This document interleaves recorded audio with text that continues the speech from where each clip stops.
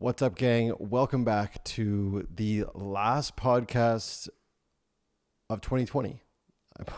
I paused there because I didn't want you guys to think this was the actual last podcast I'll ever be doing. But this is the last podcast of 2020, and what a year it has been. I know for a lot of us, we look back on 2020 with a bit of confusion, a bit of a disdain, a bit of frustration. Maybe it causes some anxiety for us. And for a lot of us, 2020 didn't pan out the way that we wanted it to or the way that we envisioned it. And I'll put my hands up and admit that that is the case for me as well. But I don't necessarily look at that as a negative thing. And I wanted to share quickly a reading that I came across this morning as I was getting ready for my day. I generally look at this book once a day, at least once every couple days, and it's called The Art of Living. And it is writings by Epictetus, who is a Stoic philosopher. And of all the Stoic philosophers, probably the one that I am intrigued by the most.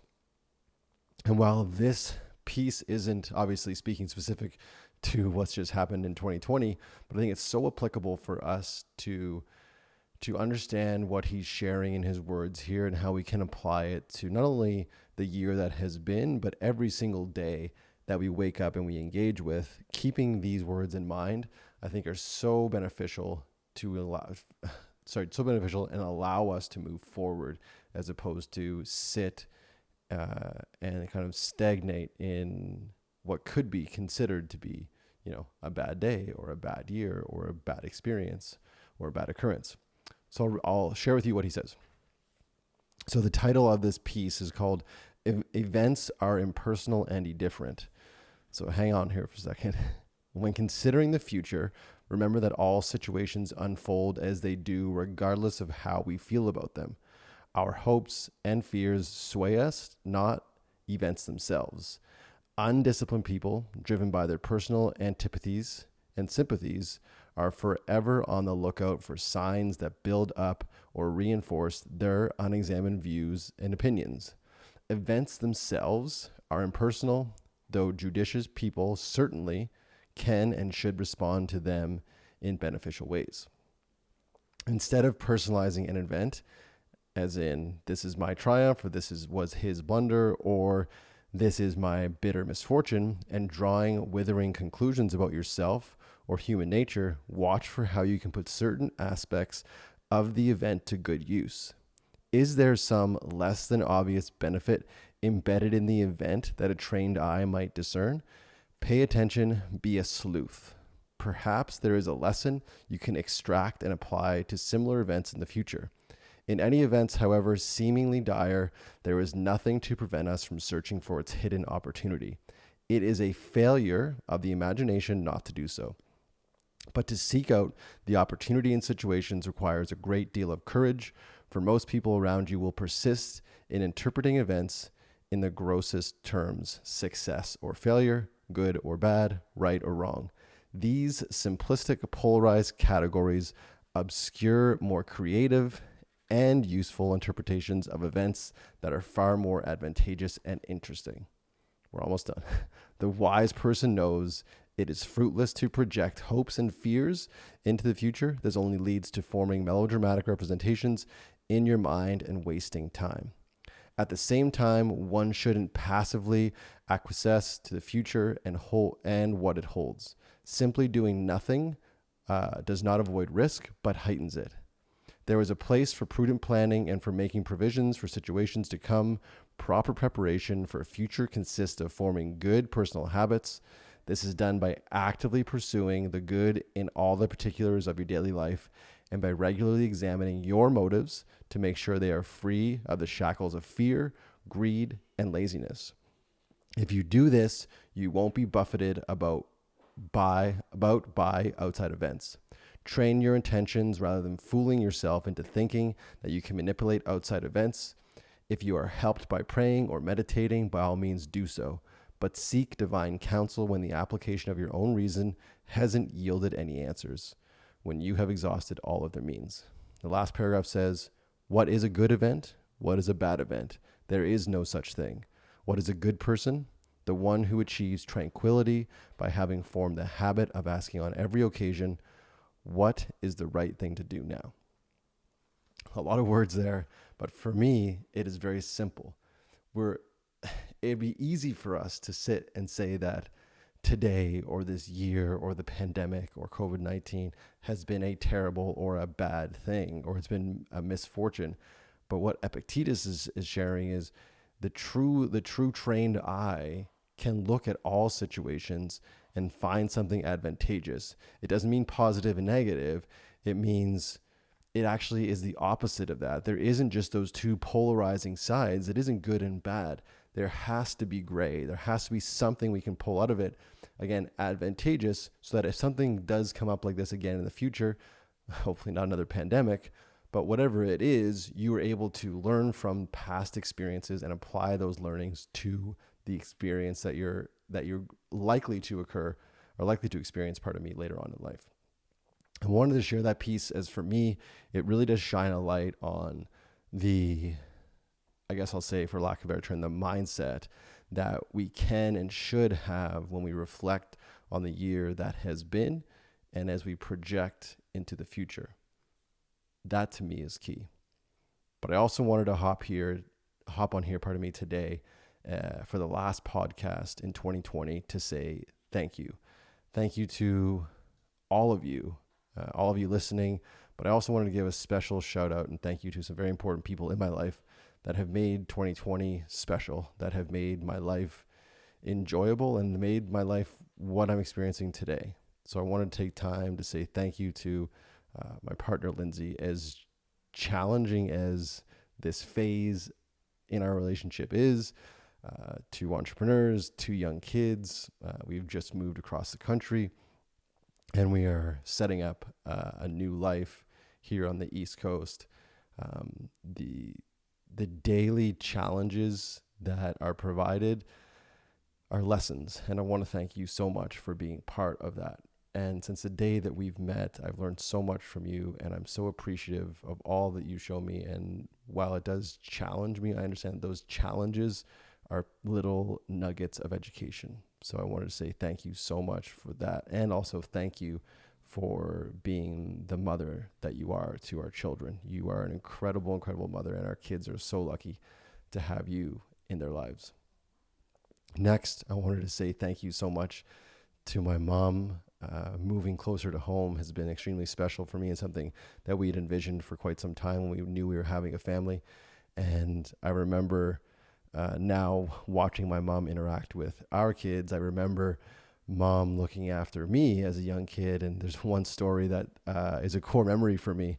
And Mom, I'm not sure if you remember this, but I was using a toy hammer in the kitchen, and I was pretending that I was working on a light switch.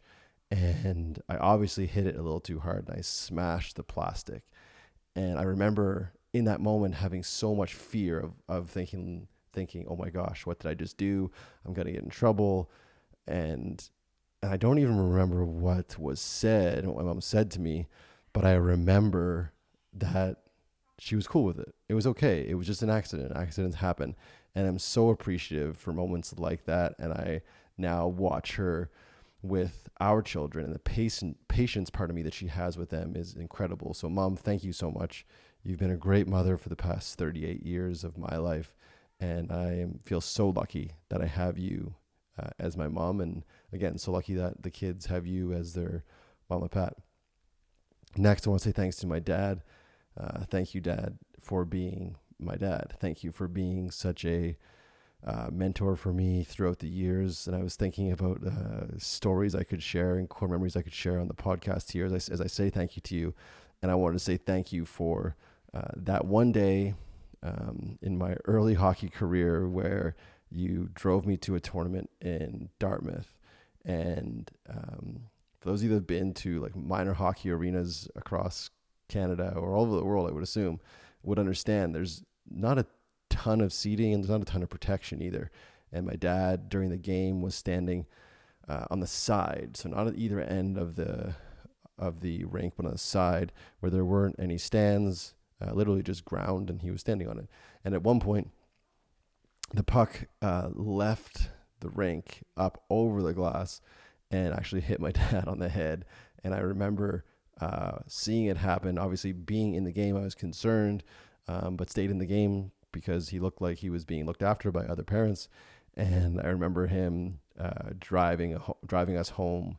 And I'm not sure if it was that day or later on, but he shared with me that he was pretty sure he got a concussion from it. He got whacked pretty good in the head. So Dad, thank you so much for being my dad. And thank you so much for sharing memories like that with me. I'm sure there'd be better memories if it wasn't memories of you getting hurt, but that's one that sticks out for me. And I'm so appreciative of you. And again, so appreciative of the fact that I get to have our kids experience you as a grandfather. It's been so special to watch. So thank you so much. To my stepdad, Bicky, thank you so much for everything you've done for me from a young kid we met when I was 3 years old to now at 38. Again, you've taught me so much. And I remember one of the memories that I have of growing up was I was traveling. Actually, it was a hockey trip. I was traveling to Quebec, and I asked if I could borrow. You had a really nice leather travel bag, and I asked if I could borrow it. And I remember we were in the kitchen, and you said to me, if you can't share something, it's not worth having. And I was pretty young, but that really stuck with me. And I really appreciate those words. And I believe them categorically, fundamentally. Like if I can't share it, there's no sense in me having it. And I learned that from you. So thank you so much. My stepmother, Deb, thank you so much as well. Thank you for being a fantastic stepmother in a world where I'm sure it's not really easy to be a stepmom. You stepped in and helped with myself and Tasha and then your own kids as well. And have memories of you sneaking us off to bakeries to get us treats on the weekends. And that's something that I still see you in the morning having your tea and your cookie. And that's something that I'll always keep with me. And I appreciate you so much. Again, you're so hands-on and so great with the kids as a grandmother, as their Dee. And I just want to say thank you for that. It means the world to Lindsay and I wanted to take time here to thank you for that. And then I should have made a list, but I didn't. But I did want to take a moment to say thank you so much to Mark, my very first mentor. Actually, we just spoke a couple days ago. Excuse me, just a couple days ago for the first time in a couple of years. And Mark and I met back in 2016. Excuse me, when I was going through a lot of changes in my life that I've talked about at length here on the podcast. And Mark, you were such a pivotal piece of the equation to me becoming the man that I am today, and a man that I'm actually extremely proud of being. And you played a major role in that. You were fundamental in me working through the most challenging year of my life as I went through a divorce and a separation, or separation and a divorce, and then finding myself in a new relationship and the challenges that was. So, Mark, thank you so much for all of your guidance, kind words, and thank you for making time just the other day. It was really, really special to reconnect with you and hear how things are for you in your world. And then my most impactful coach ever, I would say, is my good friend now, Nii Shobo. Nii, thank you for everything you've done for me, not only formally as your client, but now as your friend. While we don't chat as much as I would like because of the time change now, East Coast and West Coast, I want you to know that I think about you often. And whether it's books you put me up on or just in-depth quality chats that we have, I want to say thank you so much for that. And it really has, much like my work with Mark, has allowed me to become the man I am today. And that's a man that I'm very proud of. So I owe a lot to you for that. Lastly, I want to say thank you to you guys. Thank you for supporting me and this podcast. It is a grind. It is a challenge, but I do it for me. But the byproduct is so many of you get to hear it. And then so many of you are kind enough to reach out and share your amazing words and support. And that means more to me than you know. Again, this year has been really, really quote unquote challenging in many ways, but every day is challenging. If I'm honest, I mean, there's tons of things we can find that are challenging in every interaction, in every occurrence. But like Epictetus said, it takes the trained mind, the trained eye to find the opportunities or the advantages from any occurrence. And I challenge you guys as we close out 2020 and head into 2021, reflect back on the year and not looking back on let's get rid of it, let's erase it, because that wouldn't be real. But let's not dwell on the quote unquote polarizing negative, and let's not highlight, too much of the positive. Let's be in the middle. What can we take from this year and apply to make us better in the next year? And if something like this ever rears its ugly head again, I hope it doesn't, but if it does, we know how to deal with it from a mental, emotional, spiritual, physical standpoint. We should be more prepared for things like this and finding, again, advantages in every occurrence. That's it for me, guys. That is it for me in 2020. I will see you in a new year in 2021 with a brand new episode. In the meantime, Life, the Recipe Daily Journal is still for pre-order. That book is shipping as soon as it possibly can. So get your order in now at bradbodnarchuk.com. And that's it. Have an amazing day. Have an incredibly happy new year, which will be tomorrow. So enjoy yourselves. Be safe. And ring in a new year in style and celebrate the year that was. Find the advantages. No polars, no good or bad, no positive or negative.